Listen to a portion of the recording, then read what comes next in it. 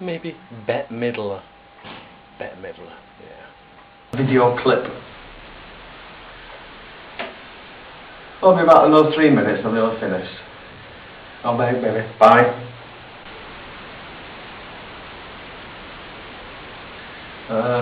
I think it was Niteblogger who picked up on a comment that I made in one of my videos, and it was, how did I meet my wife? Now I hope you don't mind if I share this with you. And maybe it's not the normal thing to do, to share information such as this, but hey. So, I just moved to Bulgaria.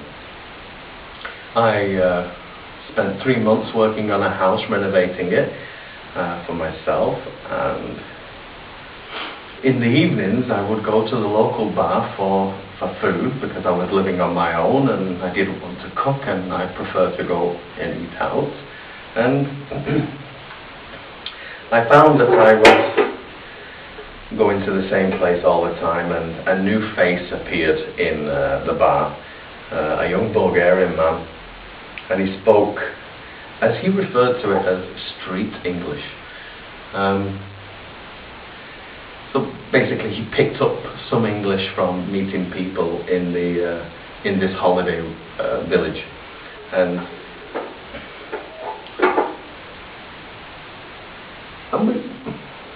I think we both enjoyed each other's company, and we were talking about music a lot, or mentioning words. So, for example, if you was to say Linkin Park, you know, you get the idea of what the conversation's about, and if you know the song. And anyway, after a couple of days, a guy who I knew, who I trusted, said to me that, be careful of this man, because he's not a good man. No, it's okay. I was, no. No, he's just come out of prison after spending 7 years in prison. And I said, no, what is this for? So he's been in prison for armed robbery. Now he's about the same age as me, 35, but back then he was 31. And so maybe 2 weeks later, I'd avoided him as much as possible, going at different times to the bar so that we wouldn't meet. And my only access to internet at the time was an internet cafe, and at the internet cafe was always full of children from the age of 10 to 15, all smoking and all playing these shoot-them-up games in tunnels and castles and whatever they're called. And I was sending emails to friends and family, and in the screen I could see that he was standing behind me, and I refused to look around and continued, and he didn't tap me on the shoulder or anything.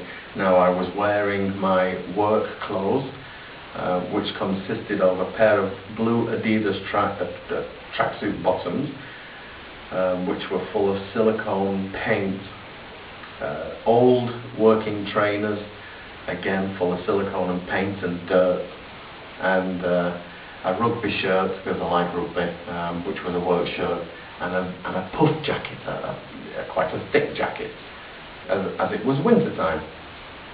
And so I finished what I was doing, and I had to bite my lip, knowing that he was still there, and I turned around and said, hi, how are you doing?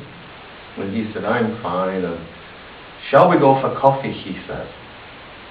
So I said, I'm sorry, I have more work I must do in my house.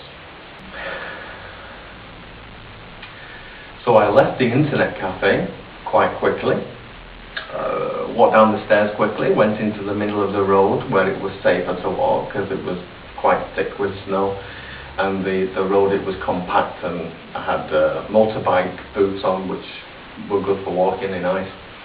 And so I walked 100 meters and came to the first restaurant, which was open in the winter. There's only a couple of restaurants and bars open in the winter here, and it's one of the more expensive bars.